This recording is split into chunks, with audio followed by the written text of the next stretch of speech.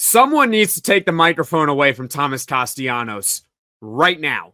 You're talking ball with the ACC squad, sponsored by Game Time. From Florida State to North Carolina, from Syracuse to Miami, and from NC State to California, it's the local experts of the Locked On Podcast Network, bringing you scoops, breakdowns, and the most comprehensive preview of the upcoming ACC weekend. Hang on, it could get loud, it could get heated, and it will definitely be fun. Squad up, you're part of the ACC squad. Hello, everyone. This is the ACC squad, part of the Locked On Podcast Network, your team every day. I'm Jackson Holzer, the host of Locked On Syracuse. We are joined by our awesome panel, Kenton Gibbs, former NC State defensive tackle and a co-host of the Locked On Wolfpack podcast, AJ Black, the host of Locked On Boston College. And boy, he's going to have a lot to say about Thomas Castellanos here coming up in just a moment. And of course, JJ Jackson, the host of Locked On Duke Blue Devils, who will probably have a lot to say about NCAA tournament expansion, because Duke definitely needs the tournament to expand to make the tournament more, you know? Definitely, JJ, right? They really need that 76 team so they could just sneak in there next season. But any help we can get. Thank you all so much. You crack me up, JJ. Thank you all so much for joining us here today, here on this Thursday. So we got a lot to talk about. Miami, Wisconsin, obviously still in a lawsuit about Xavier Lucas. The NCAA tournament, according to Pete Thamel, might expand within the next few weeks up to 76 teams. And we're going to start this podcast talking about Thomas Castellanos, and he's just running his mouth as the new Florida State starting quarterback. Before we get to everything, this episode is brought to you by Monarch Money. Take control of your finances with Monarch Money. Use code LOCKEDONCollege at monarchmoney.com for 50% off your first year. Have you guys had the chance to hear or read what Thomas Castellanos has been saying in the media recently? You guys had a chance to catch it?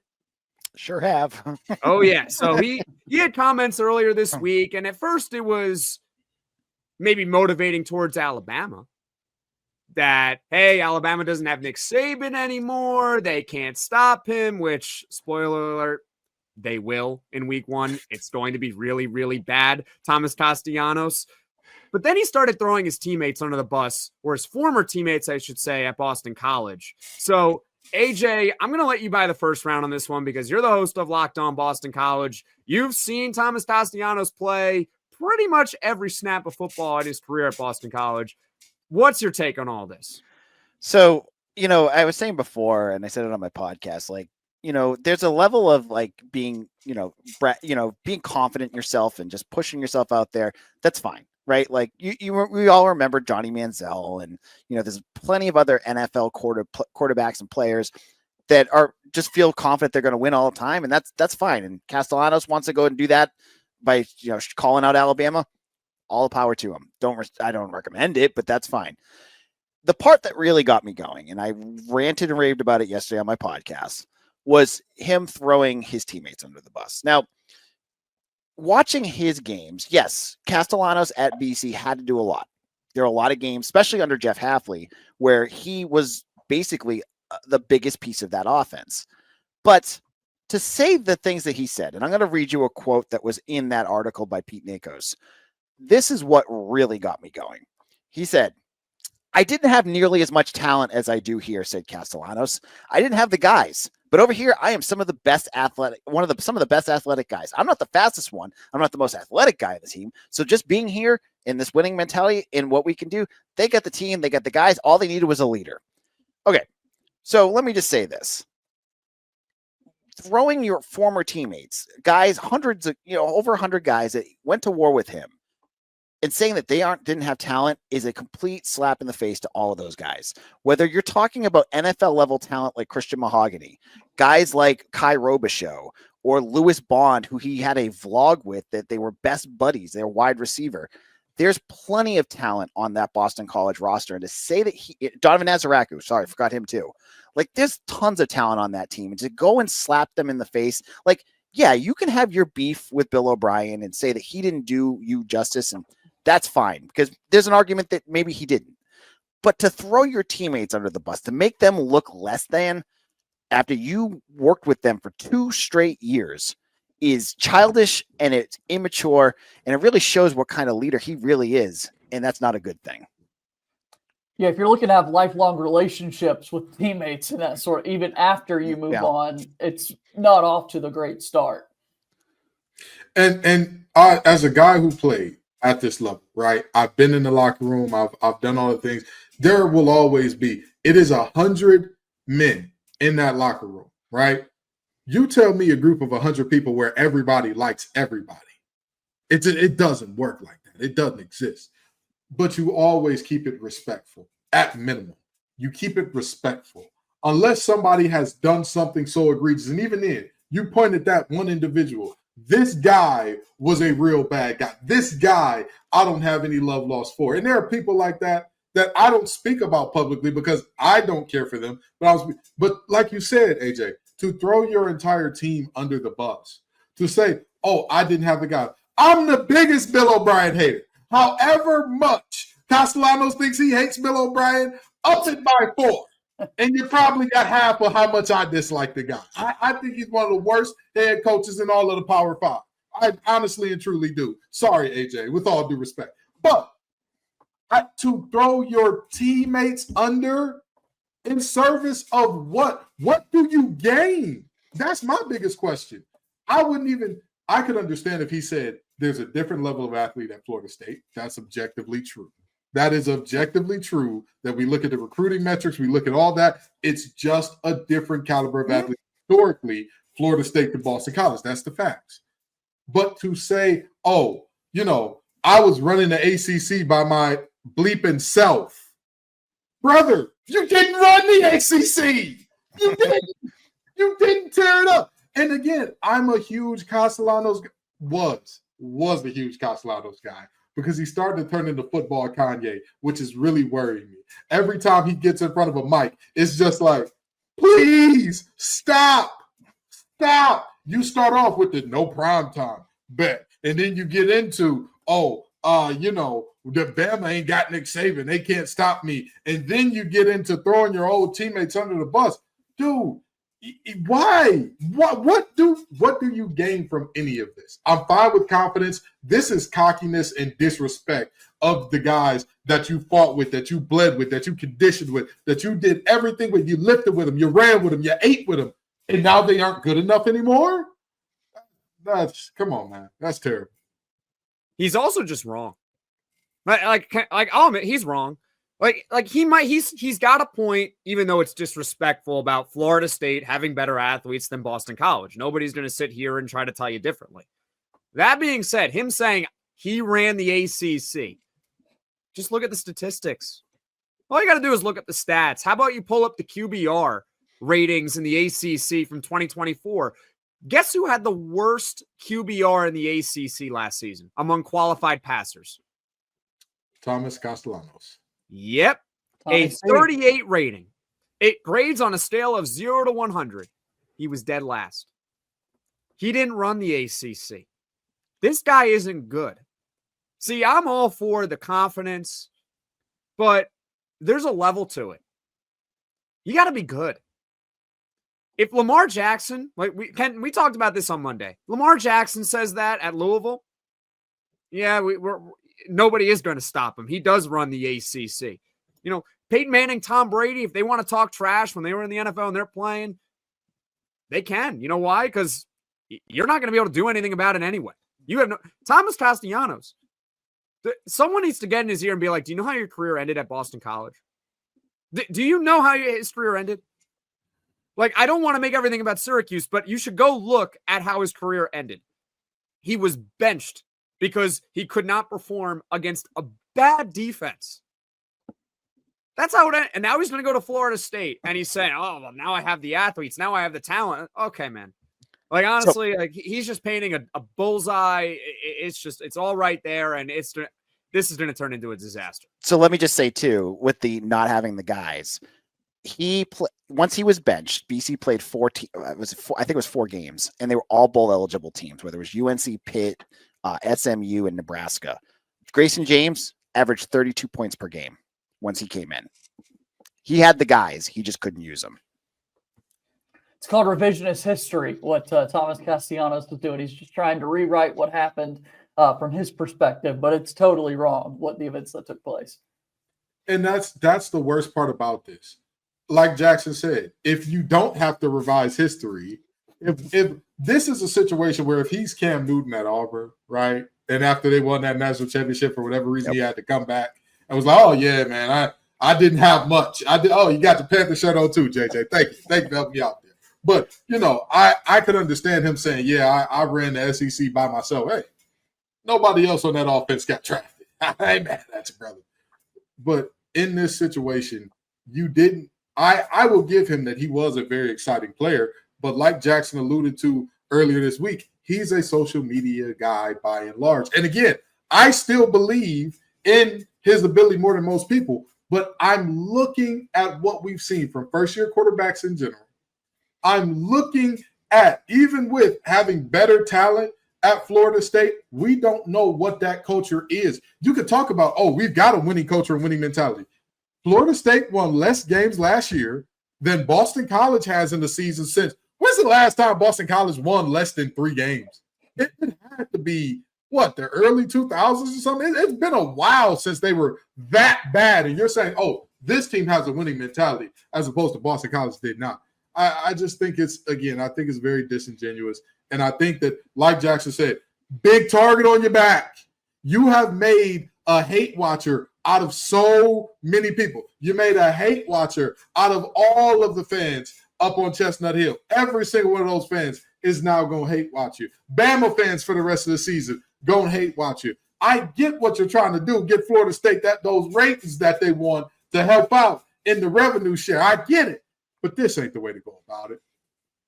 Maybe Florida State is telling them to do this, because the ratings and the hate watch and everyone's going to hate them. So they're going to tune in anyway to watch. Maybe that's why, because of the, hey, it's so egregious to the point where you might have to start thinking about conspiracy theories, because this guy is delusional. He might be the 10th best quarterback in the ACC next season. That's if he actually improves on his career 58% completion percentage. This guy is not very good. You can go ahead and clip it. Best case scenario for Florida State, they make a bowl game, and oh my goodness, Thomas Castellanos, we'll hear him say how he needed more weapons in 6 months. How about that? But that concludes this conversation, I think, about Thomas Castellanos and how Florida State needs to take the microphone away from him immediately. And coming up, we're going to switch gears and talk about basketball, because the NCAA tournament might be on the verge of expanding. Yes, that's right. Everyone's favorite topic, everyone's favorite thing, tournament expansion. We're going to talk about that next here on the Locked On ACC Squad. Ever wish managing your money felt easier? With Monarch Money, it can. Whether you're growing your savings or planning a big purchase, Monarch puts you in the driver's seat. It's like having your own personal CFO, giving you full visibility and control over your finances. Monarch Money is more than a budgeting app. It's a complete financial command center. You can track all your accounts, investments, and spending in one place. So in addition to managing your money, you're also building wealth. So hey, you have that Roth IRA, you have your own checking account, your own investment account. That's where Monarch Money can come in for you. And you can take control of your finances with Monarch Money. Use code LOCKEDONCollege at monarchmoney.com for 50% off your first year. That's monarchmoney.com, code LOCKEDONCollege for half off your first year. This is the Locked On ACC Squad. I'm Jackson Holzer, the host of Locked On Syracuse. Our awesome panel here, Kenton Gibbs, former NC State defensive tackle and currently a co-host for the Locked On Wolfpack podcast. We're also joined by AJ Black, the host of Locked On Boston College, and JJ Jackson, the host of Locked On Duke Blue Devils. And there's the football background behind me. So because we're talking about tournament expansion, you know what I got to do. You know the drill by now if you've been following along this podcast for a while. We got to change backgrounds. It's basketball time here, because according to CBS, or is it ESPN's Pete Thamel, the NCAA is going to decide to either expand or not expand the NCAA tournament for next year within the next few weeks. This is both for men's and women's side. And the expansion would be, thank goodness, no more than 76 teams. So who's going to buy the first round here? Do you want to see the tournament expand, or do you want to keep it as is? I don't know who's wanting this tournament to expand. Like, who's leading the charge for tournament expansion? I haven't found that person. We joked a little bit earlier about the Duke perspective in a lot of this. Obviously, the Blue Devils are not going to be impacted in all of this. I just hate that every time we expand the tournament, I love the flavor that you've got of getting these small teams into the field so you can get upsets every now and then. But I hate when we expand and then they've just got to fight in the play-in games to even get in. Let them have those lower tier seeds. Hopefully you're going to expand and put more bubble teams in to get a little bit, at least some competitive matchups there. But all in all, there is no reason to expand the field. I don't get it. What is there to gain here? It's Money. 64 teams. It's 64. Like this, enough. Enough is enough. Please stop. And especially on the women's side, for anybody who has been paying attention to this podcast long enough, big women's basketball fan here. They're super chalky. It's always super chalky. Upsets. Yeah. What are we doing? What are we like? This is so embarrassing for so many reasons. And it's a very clear cash grab because there is no other explanation to expand this tournament. Who the hell is banging on the table and screaming and crying about the 70th team in America not getting in? If I am correct here, and I could be wrong, so please, basketball guys, correct me if I am. I believe there's about 350 to 360 somewhere in that area basketball teams. And there's only about 5 or 10 that can actually win the tournament, but keep going. But why do we need 20% of them in? Why? This tournament is supposed to reward excellence. Your ability to get in is supposed to be an indicator of, hey, you have done a hell of a job this season. We will get you in. Why we would expand it out to get in a quarter of the field is ridiculous. For reference, this would be the equivalent of football having in about 28 teams. This is that equivalent. Are we serious? Come on, dog. Stop it. Yeah, I look at this as like too much of a good thing, right? Like we all love college basketball in March and in April. It's a fun thing, right? But it's too much. And I go on to, and I'm gonna jump off onto my own little island here. I am a wrestling fan. I grew up a wrestling fan. I watched WWF when it was back in the 90s. I love that stuff. And I used to watch my 2 hours of Raw every week. I got back into it when my kids started getting into it again. Now there's 3 hours of Raw. There's 2 hours of AEW. There's 3 hours of SmackDown. There's NXT. There's pay-per-views. I don't have time for any of this. I look at basketball, and college basketball is the exact same thing. Like, yeah, we love college basketball, but we don't need to drown in it. I don't need to see the 70th ranked team. And I'm talking from a Boston College fan who has not seen a BC, a team in the tournament since many of our listeners have been born. It's been forever, and I still don't want it to be expanded. I want it to be the way that it's always been. I want it to, 60 to 64 teams, stop, because we all know what's coming next. It's 70 now. Couple more weeks, we'll do that for a couple of years. People complain about that. The media people will rub their hands and say, hey, we can get some more commercials out there. We can get some more money. They're going to go to 80. It's stop. Just stop. And that's my thoughts. I think we're all on the same page here. In fact, I'll actually go a step further. I wish they actually shrunk the NCAA tournament. Like I'm the only one who might be in the camp of that. Like I think they already have too many teams. Because I told you already that I believe that there's only about 5 to 10 teams in the nation that can actually win a national title once you get to that point in March. And we've seen it over the last few years. It's you get those Cinderella stories, but much more often than not, that Cinderella story ends up losing in the end of the day. Like it's just how it is. And I think there needs to be more of an emphasis on the regular season. And all you're doing with expanding the tournament is you're just getting more money, which is great, I guess. Like, congratulations. Your greed is just taking over here. If in my perfect world, honestly, the NCAA tournament would have 32 teams. But honestly, keep it at 68 right now. Like, just don't bother expanding it. But it's going to happen. So, like, I don't know what to tell you all. Yeah, I'm sorry. I'm gonna just hop on AJ's island for a minute with WWE. I'm gonna tell you, if they put more Jade Cargill and Bianca Belair on there, it ain't got too much of a good thing in that regard. But no, in all seriousness, Jackson, I think you're wilding a little bit, taking it down to 32. I think you're wilding a little bit. You know what? My perfect. How about we all go along here? The perfect NCAA tournament. You ready? 25 at large, and then you take 7 auto conferences.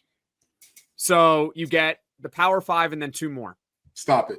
That's what I would do. Stop it. Why do we need that 13 seed in there? Why? Because what are they going to do? They're going to win 2 games and then lose by 30? I'm sorry. Did we not all see UVA lose to UMBC? Yeah, we did. And then what happened in the next round? Does the 16 seed ever have a chance of winning?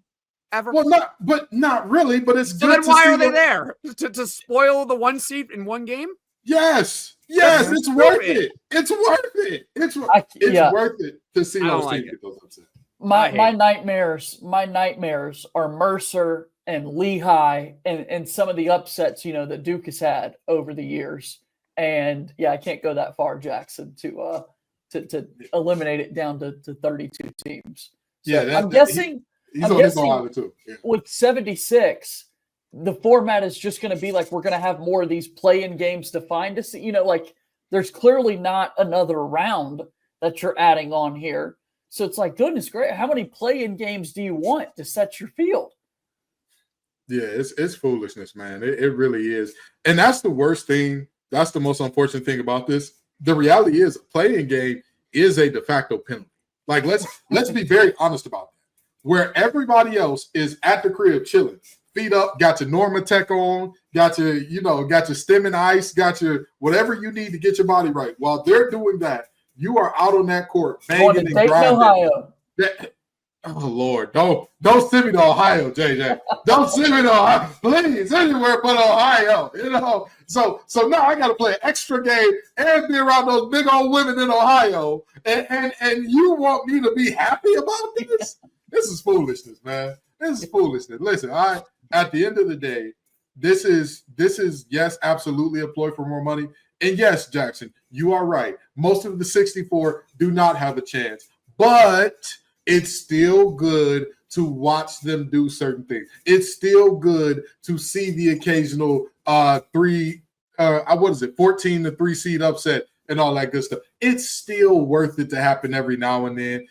We don't need to now get out here and say, well, now your 16 seeds all have play-ins and your 15 seeds all have play-ins. That will reduce the amount of upsets because these guys are going to come into these games a little bit more worn out. And again, on the women's side, it's always chalk.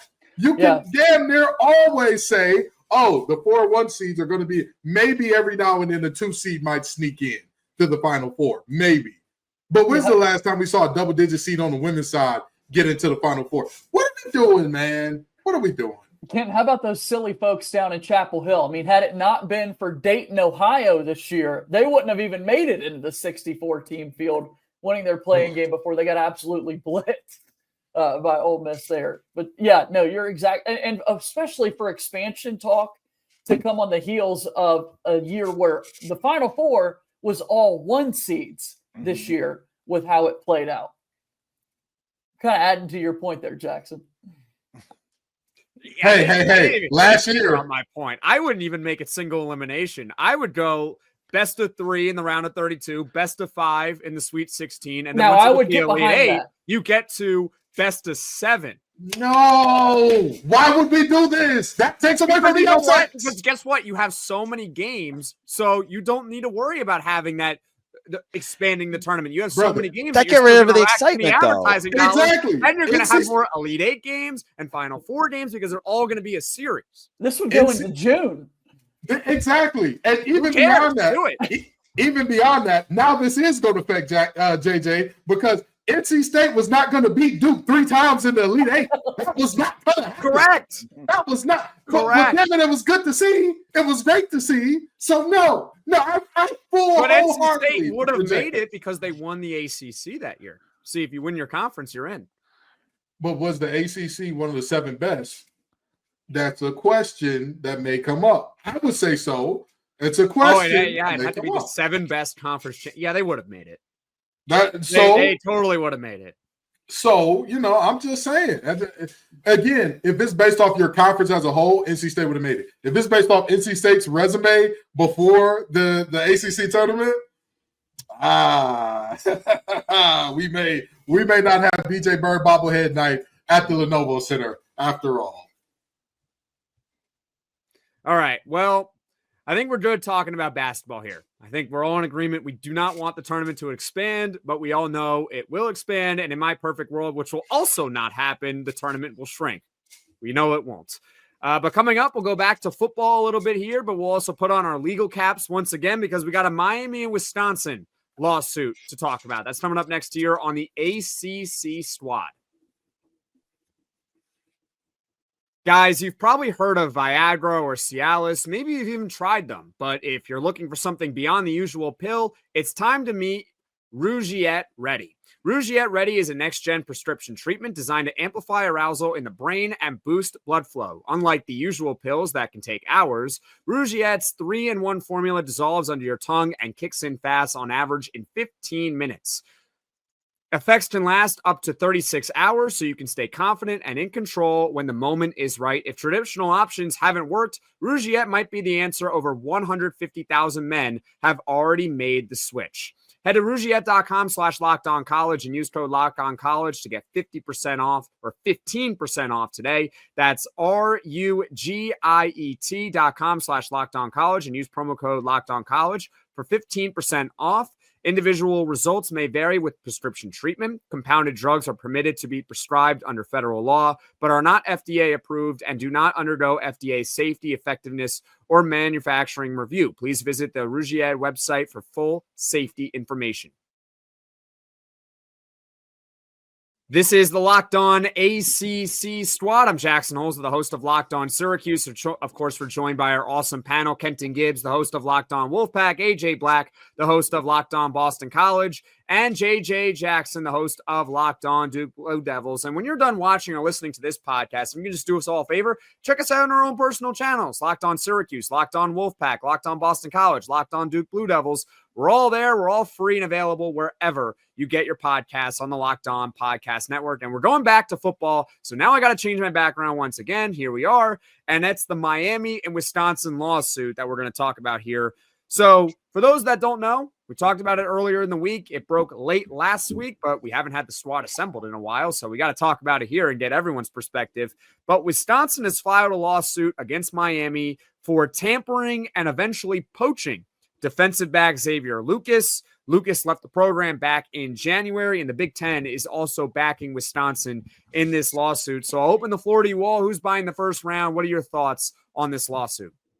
My thoughts are as vague as this rule is written. I would hope, it is my sincere hope and prayer that Miami was not dumb enough to give them concrete evidence in this case. But even if they do have concrete evidence, what's the recourse? That's my biggest hope and my biggest question, because as the rule is written right now, correct me if I'm wrong, anybody, but I believe it's nobody directly affiliated with the university or who's employed by the university to reach out to this young man. So if it's, Jackson and I got into all the different varieties and lanes by which somebody could reach out and back channel earlier who they could talk to in this camp. And it's like, if you gave them proof of this, I have oceanfront property to sell you in Raleigh, North Carolina. Don't worry about, which ocean it's connected to. Just give me the money first, and we'll discuss that on the back end. Because clearly the marbles are not there. The lights are on, but nobody's home. I wouldn't put it past Miami to, for this whole thing to kind of blow up. But I agree with you. Like, they have to be so dumb if they really do believe, if they really put this out there with concrete evidence. Because what's the thing with the NCAA right now? Everything is so, vague, and it's hard to pin down any sort of, allegations about anything right now, just because everything seems like it's up in the air. So if there's a smoking gun out there for this, man, that person's not going to have a job very much longer in college football, because there's so, as you were saying, Kenton, like there's so many ways to get around this, like easy things that you can do that it's happening everywhere, right? Like, they gauge people's interests. Hey, if you jump into the, they'll have someone reach out. Hey, if you jump into the portal, we'll do this X, Y, and Z. But you can't have a staff member do that. And if that's what happened, then that's on them. Yeah, at this point, I'm curious, like if Wisconsin wins this thing, I mean, so this is the new norm. Like what is the after of, like how does the rest of this play out? The domino effect is what I was looking for there of, what transpired. This is going to happen all the time. And I want to know, will smaller schools start getting paid when their players are poached by bigger schools? Are we looking at a situation where, potentially whoever the new football CEO is for college football in this NCAA-less society, if they'll decide, all right, fine, you got to pay a transfer fee or whatever for these guys to leave and come into your school or whatever.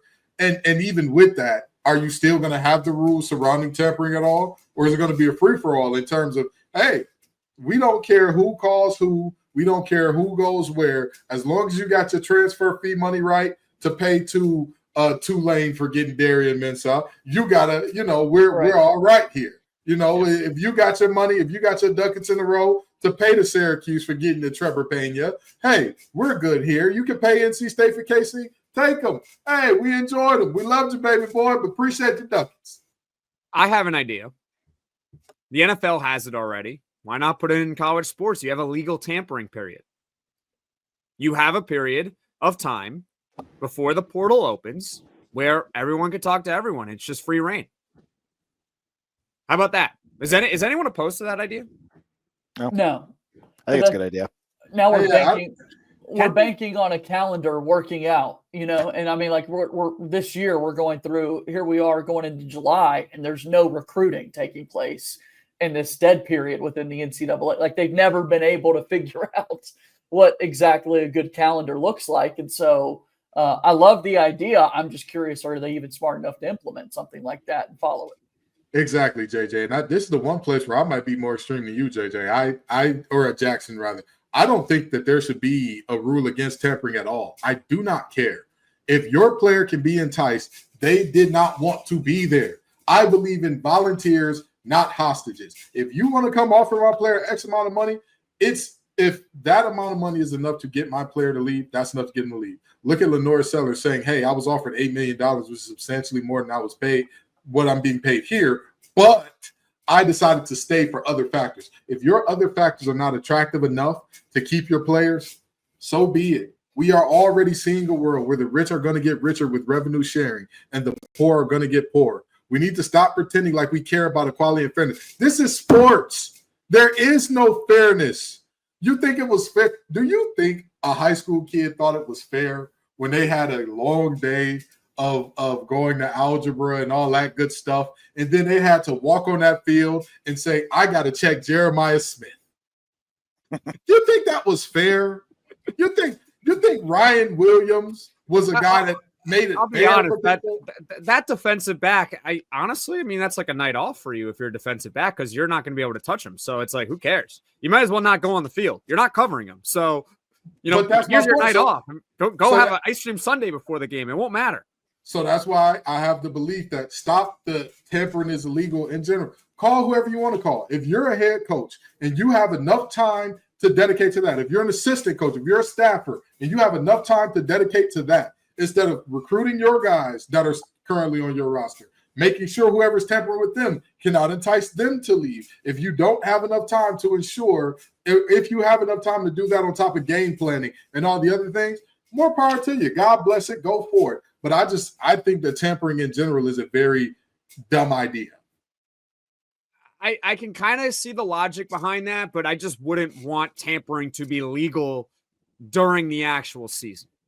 I think once you get to the off season and you got all these rumors floating around and all these dollar figures that are floating around, I'm at the point where you either you eliminate tampering once you get to the off season, or you just implement a period where it's just legal. So you can go ahead and you don't have to enter the portal or anything. The portal's not open yet, but you can go see what your worth is for a week before the portal opens. So that way we don't have to ever worry about, oh, this guy tampered or this guy didn't tamper or what is tampering. Like, no, just let free reign contact. It's all legal for like a week before the portal opens, and then the portal will open and we'll see what happens. That's my take on it. I think that's what they should do. I think that's the solution to all of this. But anyways, this has been the ACC Squad. I'm Jackson Holzer, the host of Locked On Syracuse. Of course, our awesome panel, Kenton Gibbs, the host of Locked On Wolfpack, AJ Black, the host of Locked On Boston College, and JJ Jackson. Thank you all so much for watching. Thank you all so much for listening. If you hit that like button, hit that subscribe button. We'll see you all again soon.